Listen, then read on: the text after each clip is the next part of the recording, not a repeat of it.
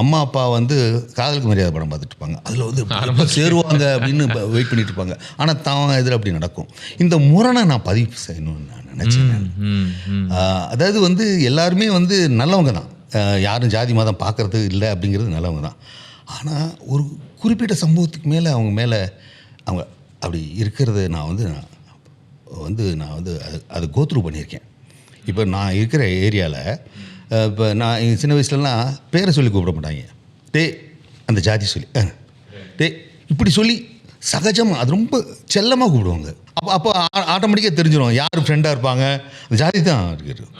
ஆனால் அவங்க அந்த சமூகத்தை சார்ந்தவங்கள தெரிஞ்சிடும், அவங்க சொல்லவும் முடியாமல். இது வந்து எனக்கு வந்து பயங்கரமாக இருந்துச்சு.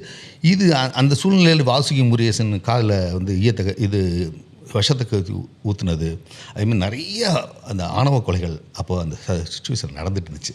அப்போ மட்டும் அது இப்போயும் நடந்துட்டு இருக்குது. அதை வந்து மைண்டில் எனக்கு அதுவும் ஓடிச்சு. இவர் சொன்னதுலேருந்து அந்த மனமாற்றம் நிகழும் ஒரு பாசிட்டிவ்.